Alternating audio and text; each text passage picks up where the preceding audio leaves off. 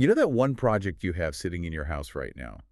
Like, maybe it's a vintage chair sitting in the corner of the garage that you swore you were going to reupholster, what, 3 years ago? Oh, at least 3 years. Yeah. Or maybe it's a novel you started writing that's just lingering on your hard drive, Hmm. kind of haunting you in the background every time you open your laptop. You walk past it, you feel a little pang of guilt, and you tell yourself, I'll definitely get to it this weekend.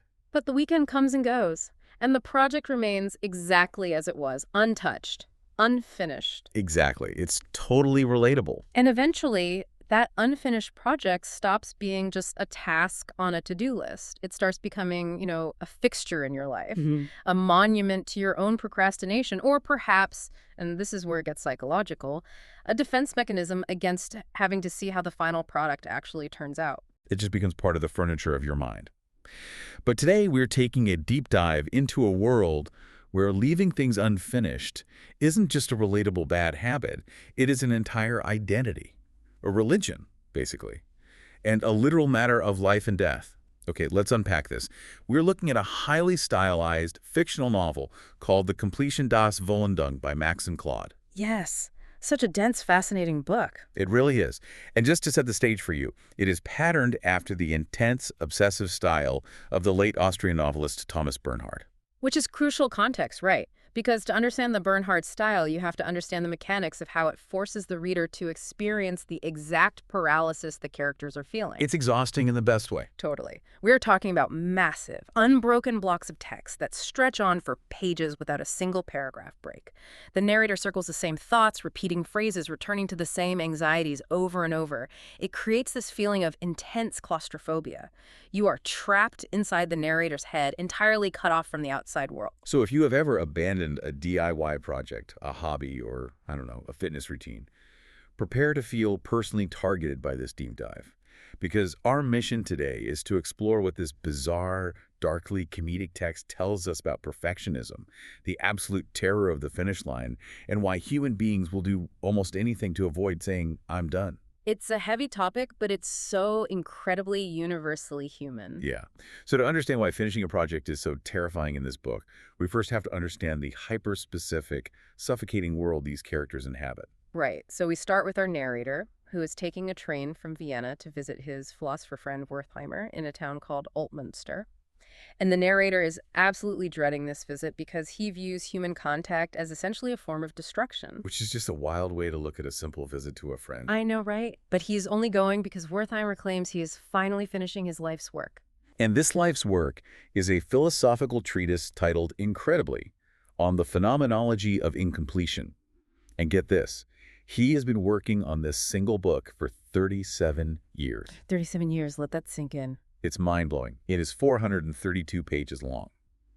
Now, we need to pause on that title because the word phenomenology is doing a lot of heavy lifting here. Yeah, it really is. So phenomenology is the philosophical study of how things are consciously experienced by the human mind. So Wertheimer isn't just writing a list of things that are incomplete.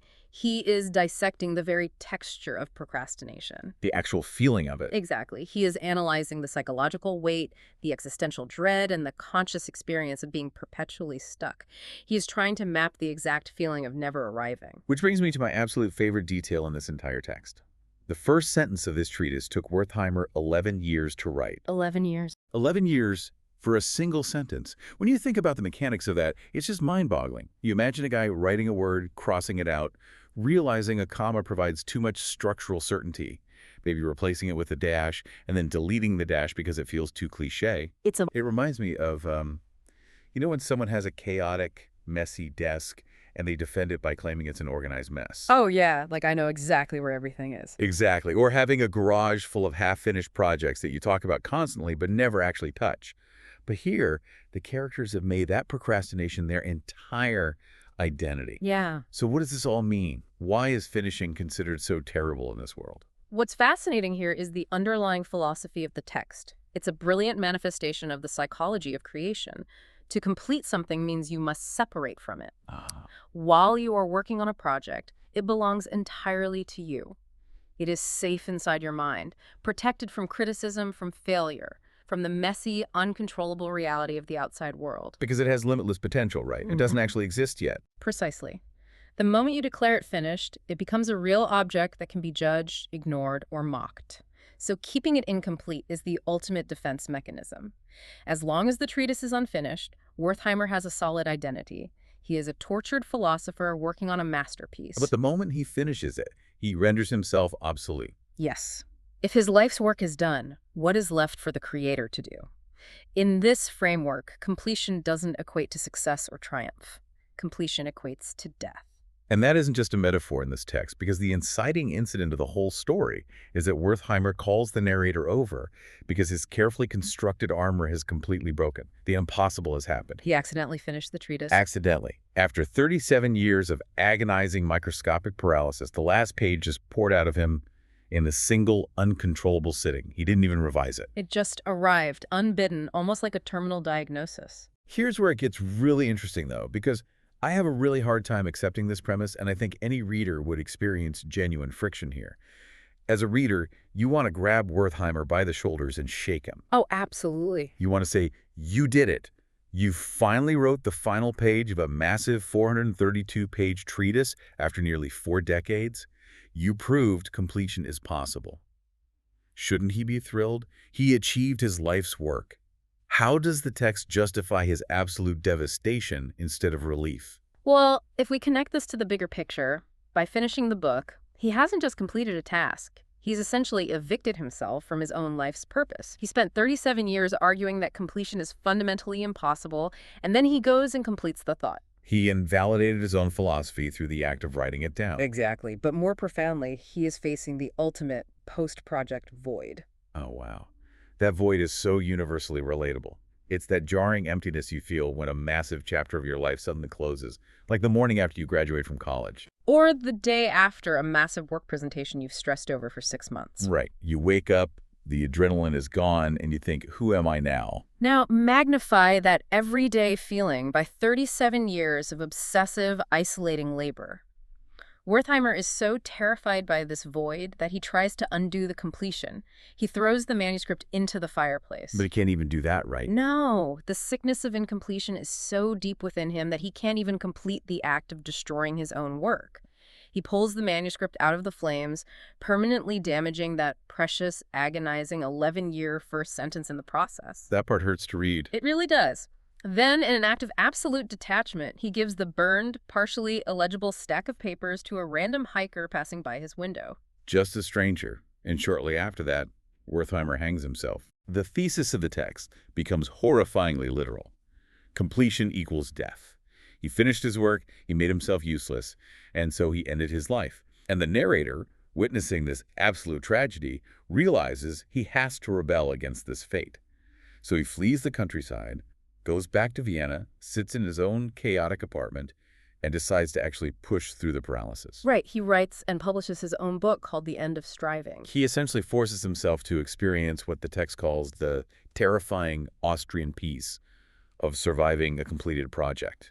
He puts a period on the end of the sentence, publishes the book, and waits for the world to end. But it doesn't. He survives his own success, seemingly breaking the curse that killed his friend. Because he actually published something, he thinks he's beaten the system.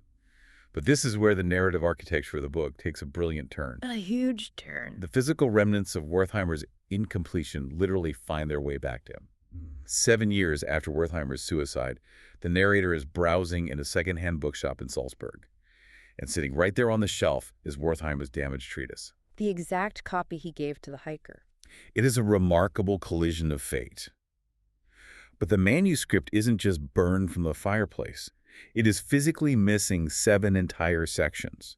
Somebody, whether it was Wertheimer before he died, the passing hiker, or some unknown owner in between, excised massive chunks of the text. Most notably, Section 3 is entirely gone. 47 pages just vanished. And the narrator, who is still clearly possessed by the same sickness he thought he escaped, tries to forge Section 3 himself. He sits at his desk and tries to write in Wertheimer's voice to fill the gap. Which never works. Never. Think about the last time you tried to perfectly mimic someone else's work, like maybe writing an email in your boss's specific tone, or trying to emulate a famous author's style. It always feels incredibly hollow, doesn't it? The psychological friction of that forgery becomes too much for him. Because he realizes that by trying to make the book whole, he is violating the very spirit of the treatise itself. The missing pages aren't a mistake to be fixed. The gap is the argument. The silence is the point. Exactly. He cannot artificially synthesize someone else's incompletion, so he throws his forgery in a drawer. And because the silence in the text is intentional, he realizes he can't find the answers in the manuscript. He has to look outside the text and find them in Wertheimer's actual life. This forces him to track down Wertheimer's estranged sister, Erna. Right, who lives in Innsbruck. And Erna drops two massive secrets that completely shatter the image we and the narrator have of Wertheimer. It's like finding the deleted scenes of a movie, and those deleted scenes completely change the genre of the film. That's a great way to put it. First, Erna reveals that at age 23, long before he ever started the treatise, Wertheimer tried to drown himself in the river Enns. He walked straight into the freezing water and would have died if a local fisherman hadn't pulled him out. And the second secret is even more staggering. At age 25, 2 years after the suicide attempt, he wrote the first 100 pages of a fiction novel. A novel, not a philosophical treatise. Right. It was called The Departure. And it was about a philosopher named Werner who escapes the gray, suffocating atmosphere of Vienna and flees to Rio de Janeiro. And why Brazil? Because Rio de Janeiro represents the ultimate antithesis to the Austrian sickness. It is heat, color, carnality, and relentless motion. It completely shatters the philosophy we've been told defines Wertheimer. He wasn't always this cold, rigid intellectual entirely consumed by stasis. He was dreaming of a vibrant total escape. But he abandoned that novel mid-sentence on page 100. It is like finding out that an architect famous for building imposing, brutalist, windowless concrete prisons secretly spent his weekends painting lush, vibrant watercolor landscapes of tropical birds. It completely changes your understanding of the man's internal life. It really does. This raises an important question about how the text views youth versus aging. Oh, how so? Well, the young Wertheimer tried to physically escape his reality. First through the river, attempting to exit life entirely. Then through fiction, attempting to flee to South America in his mind. But when physical and fictional escape both failed him, the older Wertheimer tried to escape through philosophical paralysis. Right. He built a 432-page intellectual fortress to hide inside, convincing himself that doing nothing was the only profound act left. And the ultimate irony, which the narrator finally grasps, is that Wertheimer's pristine, rigid treatise on incompletion is now physically incomplete. It's burned, it's missing pages. It has been weathered by the real world. That damaged, fragmented manuscript is actually its truest, most honest form. It finally embodies the messy, uncontrollable reality of the philosophy it was trying to describe in a sterile vacuum. So now the narrator is sitting in Vienna, armed with all these colliding pieces. He has his own completed published book. He has Wertheimer's burned, fragmented treatise. And he has Erna's hidden secrets, including those 100 pages of the abandoned novel about Rio. He has to figure out how to reconcile these totally opposed worlds. So he begins to write again. And this time, he isn't writing an abstract philosophical argument. And he isn't trying to forge someone else's voice. He is writing a synthesis of life itself. He brings it all together. Everything. He writes about his own childhood, his father, the failed pianist, his mother's slow death by bureaucracy. He weaves in Erna's perspective Wertheimer's suicide attempts, the river, the treatise, and the dream of Brazil. He synthesizes everything into a massive new 472-page manuscript. He writes the metabook. He writes the very novel that we, the audience, are presumably reading. But when he finishes this massive synthesis, he runs into a bureaucratic wall. What do you call a book that is entirely about the impossibility of finishing a book? It's quite the paradox. He considers calling it the completion, but that feels like a lie. He considers the incompletion, but that feels like a surrender to the sickness. So he fights bitterly with his publisher over it. The bureaucratic publishing machine demands a title so they can categorize it, price it, and sell it. Of course they do. Finally, they force a compromise. The book is officially titled, untitled, The Completion. I love that. It's the ultimate both hint. And this brings the entire philosophical journey right back to you listening right now. We all have an untitled project in our lives, that thing we are wrestling with that we can't quite define, that we are terrified to finish because finishing it means we have to actually face the world with it. Exactly. But the narrator's final realization in this book doesn't trap him. It actually frees him. He accepts that we are all always finishing and beginning simultaneously. He realizes that completion and incompletion aren't enemies in a zero-sum game. They are partners. The ultimate truth in this stylized, suffocating world isn't an either choice between being paralyzed forever or finishing something and immediately becoming obsolete. It's both. Yes, we are always completing and not completing simultaneously. Every time you finish a chapter, you begin the blank page of the next one. The fear of the finish line is just an illusion because the finish line itself is a moving target. By finally publishing this massive meta book, the narrator finds his escape.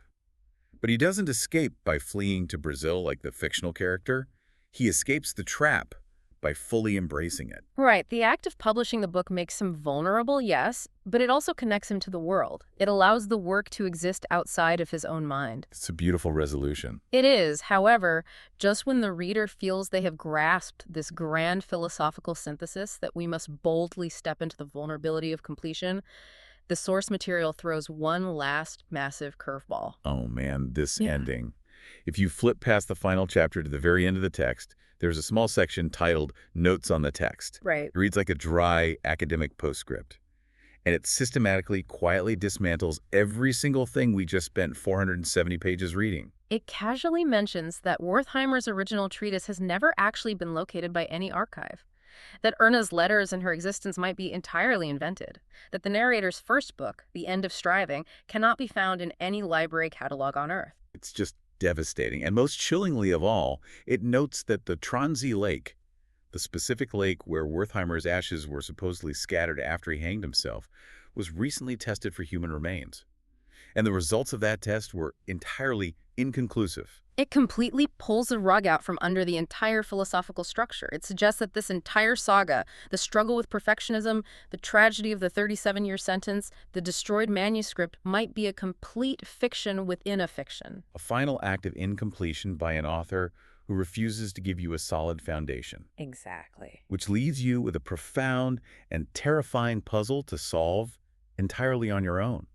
If the entire story of the struggle to reach the finish line is a fabricated mirage, wait, if it's all fake, does the finish line even exist at all? Or is your act of holding the book, thinking about it, and interpreting it, is that the only real completion? It shifts the burden of the work entirely onto the person engaging with the material. You become the one who has to finish it. What a place to leave it. Thank you for joining us on this deep dive.